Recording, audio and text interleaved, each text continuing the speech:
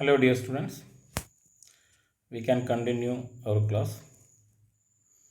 ഇനി നമുക്ക് എടുക്കാനുള്ളത് law of demand. Law of demand. What is mean by law of demand? The law of demand states that the quantity demanded varies inversely with the price of the commodity. That is, there is an inverse association between quantity demand and price. പ്രൈസും quantity ഡിമാൻഡും ഒരു opposite അല്ലെങ്കിൽ inverse relation കാണിക്കുന്ന ഒരു തിയറിയാണ് law of demand എന്ന് പറയുന്നത്, അല്ലെങ്കിൽ law, ചോദന നിയമം. The law of demand state that other things remain the same. There is inverse association between quantity demand and price. Okay, അവിടെ വളരെ ഇമ്പോർട്ടൻ്റ് ആയിട്ടുള്ളൊരു കാര്യം, other things remain the same, അത് നിർബന്ധമാണ്. അതുണ്ടെങ്കിലേ നമുക്ക് എന്ത് ലോ ഓഫ് ഡിമാൻഡ് ആവുള്ളൂ. ഓക്കെ, ബാക്കിയുള്ള കാര്യങ്ങൾ മാറ്റം ഉണ്ടാവാൻ പാടില്ല. Okay, that mean demand is determined by many factors. Okay, price അല്ലാത്ത പല ഫാക്ടേഴ്സും ഡിമാൻഡിനെ ഇൻഫ്ലുവൻസ് ചെയ്യുന്നുണ്ട്. ഓക്കെ, ആ ഫാക്ടേഴ്സിലൊന്നും മാറ്റമില്ല എന്ന അസംഷൻ്റെ അടിസ്ഥാനത്തിൽ there is an inverse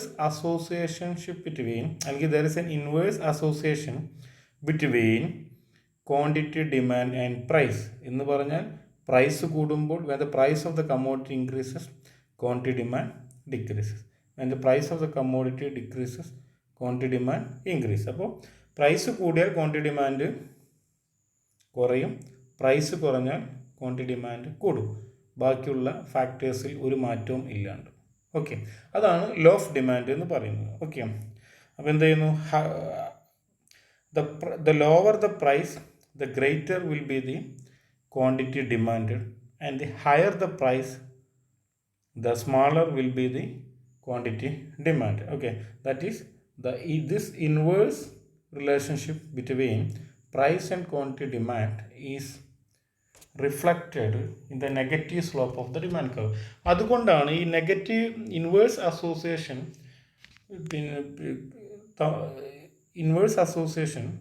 between quantity ഡിമാൻഡും അതുപോലെ തന്നെ പ്രൈസും ഉള്ളത് കൊണ്ടാണ് ഡിമാൻഡ് കർവ് ഒരു നെഗറ്റീവ് സ്ലോപ്പായിട്ട് കാണിക്കുന്നത്. ഓക്കെ, അതുകൊണ്ടാണ് demand curve negative slope demand കർവിന് ഉണ്ടാകുന്നത്. Okay, this is about the law of demand. ഇനി ഡിമാൻഡ് ഷെഡ്യൂൾ. എന്താണ് demand schedule? What is the difference between demand schedule and demand curves? Demand schedule എന്ന് പറയുന്നത് demand schedule is the tabular representation of quantity, demand and price. Okay, അപ്പോൾ demand schedule എന്ന് പറയുന്നത് ഒരു ടേബിളാണ്. ഒരു ടേബിളിൽ നമ്മൾ എന്ത് ചെയ്യാണ്, പ്രൈസും ക്വാണ്ടിറ്റിയും, various prices and various quantity corresponding various demands, അങ്ങനെ കാണിക്കുന്ന ഒരു ടേബിളാണ്. ഒരു tabular representation of prices and quantity demand is generally called of demand schedule. Okay, അപ്പോൾ ഈ ഡിമാൻഡ് ഷെഡ്യൂളിൽ ഒരു സൈഡിൽ പ്രൈസും മറ്റേ സൈഡിൽ quantity demand. Okay, we have various prices and quantity demand in a table. That table is called as demand schedule. അപ്പോൾ ഇങ്ങോട്ട് നോക്കൂ, ഈ ടേബിളിൽ price of X, suppose commodity is commodity നമ്മുടെ മാർക്കറ്റിൽ നമ്മൾ ഡിമാൻഡ് ചെയ്യുന്ന കമ്മോഡിറ്റി എക്സ് ആണ്. അതിൻ്റെ വേരിയസ് പ്രൈസാണ് 7, 6, 5, 4, 3, 2, 1. ഓക്കെ, അപ്പോൾ കറസ്പോണ്ടിങ് ഡിമാൻഡ് 7 രൂപ ഉള്ള സമയത്ത് നമ്മൾ ഡിമാൻഡ് ചെയ്യുന്നത് 1 യൂണിറ്റ്സ് ഓഫ് എക്സ് ആണ്, 1 units of X. When price falls to 6, എന്തായി ക്വാണ്ടിറ്റി ഡിമാൻഡ് ഇൻക്രീസസ് ടു 2. വീണ്ടും 6, 5 ആയി, ക്വാണ്ടിറ്റി ഡിമാൻഡ് 3 ആയി. എഗെയിൻ അങ്ങനെ എന്താണ്, പ്രൈസ് കുറയും തോറും ക്വാണ്ടിറ്റി ഡിമാൻഡ് ഇൻക്രീസ് ചെയ്യുന്നു. ദാറ്റ് മീൻ എന്താണ്, there is inverse association between price and quantity demand. Okay, this is about the demand schedule. അപ്പോൾ tabular representation of prices and quantity demands is called as demand schedule. Okay, ഇനി demand curve ആണ്. അപ്പോൾ demand curve എന്ന് പറയുന്നത് എന്താണ്? Graphical റെപ്രസെൻറ്റേഷനും ഇത് tabular റെപ്രസെൻറ്റേഷനാണ് ഡിമാൻഡ് ഷെഡ്യൂൾ. ഓക്കെ ഓക്കെ ഇത് ഡിമാൻഡ് കർവ് എന്ന് പറയുന്നത് എന്താണ്? Graphical representation of prices and quantity demand, various prices and quantity demand. പ്രൈസും വേരിയസ് പ്രൈസസും വ്യത്യസ്ത പ്രൈസുകളും കറസ്പോണ്ടിങ് ക്വാണ്ടിറ്റി ഡിമാൻഡിന് നമ്മൾ ഗ്രാഫ് രൂപത്തിൽ റെപ്രസെൻ്റ് ചെയ്യുകയാണെങ്കിൽ അതിനെ പറയുന്ന പേരാണ് ഡിമാൻഡ് കർവ്സ്. ഓക്കെ, അപ്പോൾ രണ്ട് രൂപത്തിലുള്ള ഡിമാൻഡ് കർവ്സ് ഉണ്ട്. ഒന്ന് ഫസ്റ്റ് ഇൻഡിവിജ്വൽ ഡിമാൻഡ് കർവ്, പിന്നെ നമ്മൾ പഠിക്കും. Okay, individual demand curve. Okay, അപ്പോൾ ഇൻഡിവിജ്വൽ ഡിമാൻഡ് കർവ് എന്ന് പറയുന്നത് ഒരു വ്യക്തിയുടെ ഡിമാൻഡ് കർവ്. ഓക്കെ, ആ വ്യക്തിയുടെ ഡിമാൻഡ് കർവ് എന്ന് പറയുന്നത് it is a graphical representation of demand schedule. Demand ഷെഡ്യൂളിൻ്റെ ഗ്രാഫിക്കൽ റെപ്രസെൻറ്റേഷനാണ്, അല്ലെങ്കിൽ വേരിയസ് പ്രൈസസിൻ്റെയും അതുപോലെ തന്നെ അതിന് കറസ്പോണ്ടിങ് ഡിമാൻഡിൻ്റെയും ഒരു ഗ്രാഫിക്കൽ റെപ്രസെൻറ്റേഷനാണ് എന്നും പറയാം. അല്ലെങ്കിൽ ഒരു ഗ്രാഫിക്കൽ ഡിമാൻഡ് കർവ് എന്ന് പറയുന്നത് graphical representation of the demand schedule, അല്ലെങ്കിൽ വേരിയസ് പ്രൈസസ്, അല്ലെങ്കിൽ ആൻഡ് കറസ്പോണ്ടിങ് ക്വാണ്ടിറ്റി ഡിമാൻഡ്.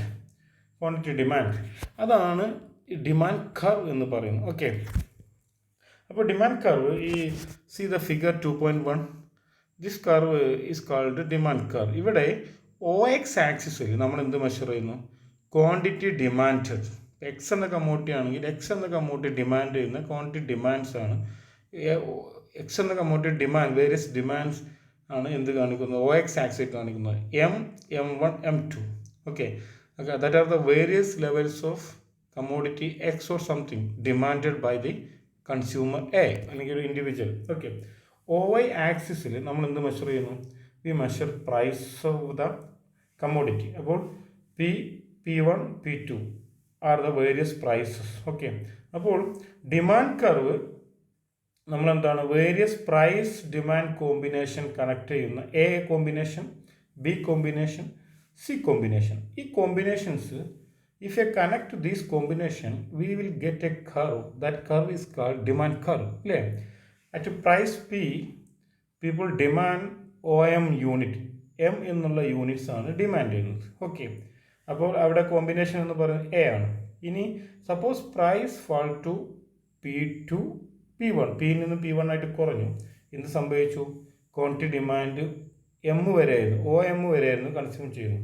ഇപ്പോൾ എന്തായി കൺസ്യൂം ചെയ്ത്? എത്ര കൺസ്യൂം ചെയ്യുന്നുണ്ട്? P1 ആയിട്ട് കുറഞ്ഞത് കാരണം OM1 ആയിട്ട് കൺസ്യൂം ചെയ്യാൻ പറ്റും. Okay, again suppose price went down to P1 to P2, എന്ത് സംഭവിക്കുന്നു? Quantity demand increased, OM1 plus OM2. Okay, അപ്പോൾ this kind of relationship between quantity demand and prices. അപ്പോൾ ഇത് നമ്മൾ ആ റിലേഷൻ നമ്മളൊരു ഗ്രാഫിക്കലി റെപ്രസെൻ്റ് ചെയ്യുകയാണെങ്കിൽ അതിന് ഇൻഡിവിജ്വൽ ഡിമാൻഡ് കർവ് എന്ന് പറയുന്നു. ഓക്കെ, അപ്പോൾ എപ്പോഴും ഡിമാൻഡ് കർവ് ഡൗൺവേർഡ് സ്ലോപ്പിംഗ് ആയിരിക്കും. കാരണം പ്രൈസും ക്വാണ്ടിറ്റി ഡിമാൻഡും ഇൻവേഴ്സ് അസോസിയേഷനാണ് ഉള്ളത്. അതുതന്നെ അതിനുള്ള പ്രധാനപ്പെട്ട കാരണം. ഓക്കെ, ഇനി why the demand curve slopes downward. Okay, ഇനി നമ്മളത് എന്തുകൊണ്ടാണ് ഈ ഡിമാൻഡ് കർവ് ഇങ്ങനെ താഴോട്ടൊരു ഡൗൺവേർഡ് സ്ലോപ്പിംഗ് ആവാൻ കാരണം? അതിന് വേരിയസ് റീസൺസ് ഉണ്ട്. ഓക്കെ, ഫസ്റ്റ് റീസൺ എന്ന് പറയുന്നത് income effect. Demand curve downward slope ആവാനുള്ള പ്രധാനപ്പെട്ട കാരണം ഒന്ന് income effect. A fall in the price of a commodity leads to an increase in the purchasing power of the consumer. എന്തുകൊണ്ടാണെന്ന് ചോദിച്ചാൽ, ഒരു കമ്മോഡിറ്റിയുടെ പ്രൈസ് കുറഞ്ഞാൽ ഓട്ടോമാറ്റിക്കായിട്ട് എന്ത് ചെയ്യും? കൺസ്യൂമേഴ്സിൻ്റെ പർച്ചേസിങ് പവർ കൂടും. ഇല്ലേ? അസ്യൂം ചെയ്യാണ്. പെട്രോളിൻ്റെ പൈസ ഇപ്പോൾ 100 ആണ്, 90 ആയാൽ നമുക്ക് എത്ര രൂപ? 10 രൂപ നമുക്ക് ലാഭമല്ലേ? അത് നമ്മൾ ആക്ച്വലി ആ പർച്ചേസിങ് പവർ നമുക്ക് കൂടില്ല ചെയ്യുക. ഇപ്പോൾ 100 രൂപയായിരുന്നു, പെട്ടെന്ന് പെട്രോളിൻ്റെ പ്രൈസ് 90 രൂപയായിട്ട് കുറഞ്ഞു, 90 രൂപയായിട്ട് കുറഞ്ഞു. എന്ത് സംഭവിക്കുന്നു? അപ്പോൾ നമുക്ക് 1 ലിറ്ററും പിന്നെ അധികം 10 രൂപയുടെ അധികം പെട്രോൾ വാങ്ങും എന്ന് പറഞ്ഞാൽ അതിൻ്റെ അർത്ഥം എന്താണ്? നമ്മുടെ പർച്ചേസിങ് പവർ കൂടുകയാണ് അതിൻ്റെ അർത്ഥം. ഓക്കെ, അപ്പോൾ a fall in the price of a commodity leads to an increase in the purchasing power of consumers. Okay, thus increase in real income enables the consumers to demand more of the commodity.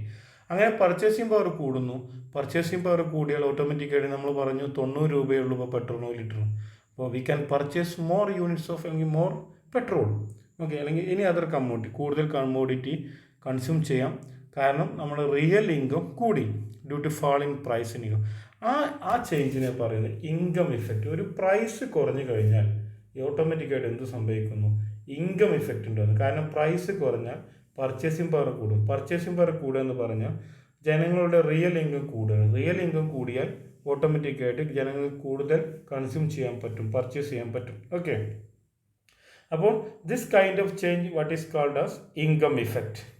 Okay, ആ ചേഞ്ചാണ് പ്രൈസിലുണ്ടാകുന്ന change മൂലം പിന്നെ ഇൻകത്തിലുണ്ടാകുന്ന real ഇൻകത്തിലുണ്ടാകുന്ന മാറ്റത്തെയാണ് income effect എന്ന് പറയുന്നത്.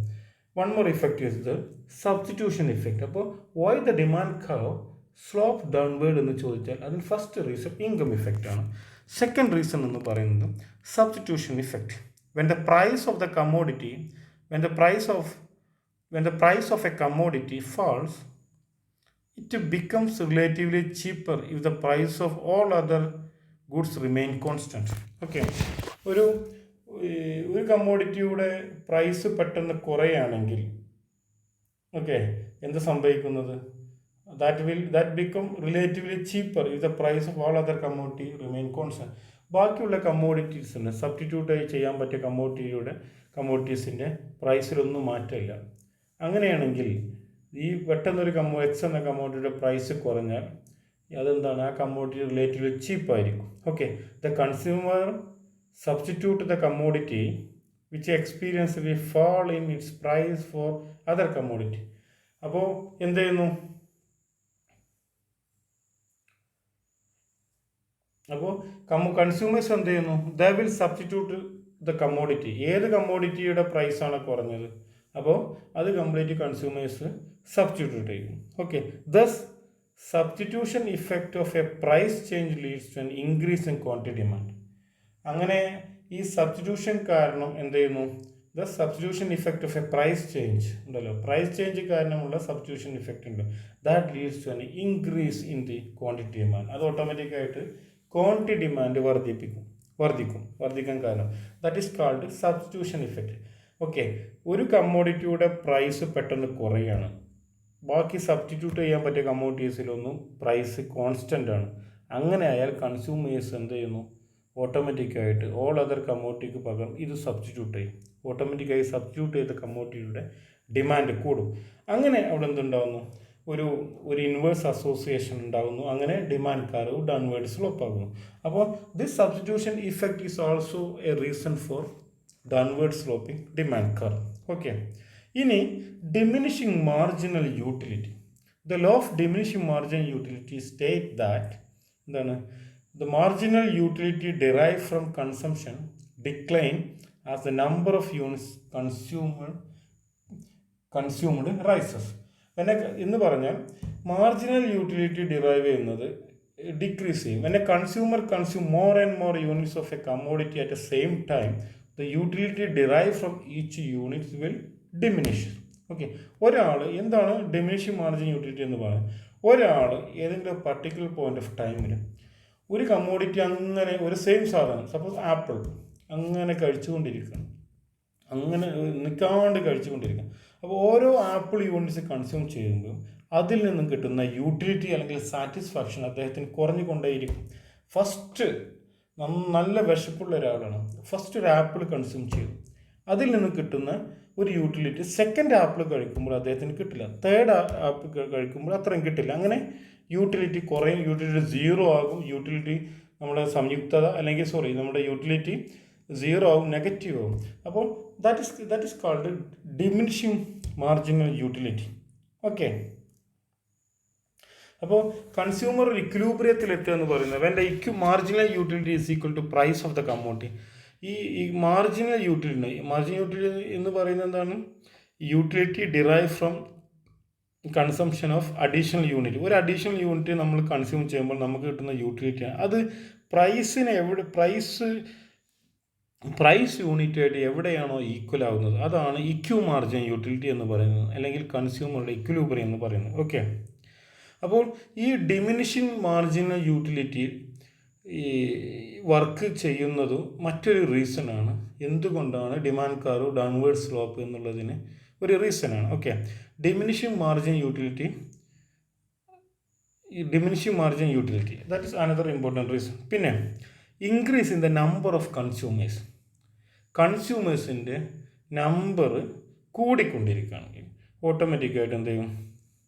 ഓക്കെ, അതും മറ്റൊരു റീസണാണ്. Okay, the consumers who were not able to consume the commodity before the price reduction start consuming it.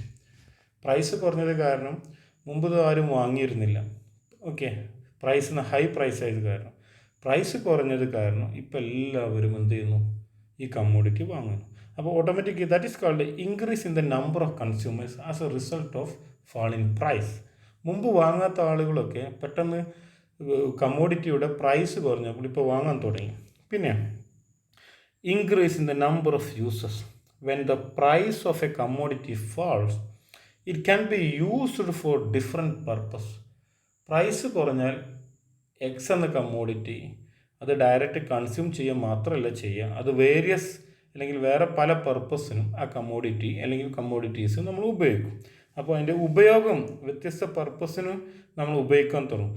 These are the important reason why the demand curve slopes downward. അപ്പോൾ first income effect, second substitution effect, third diminishing marginal utility, fourth increase in the number of consumers, fifth increase in the number of users. Okay.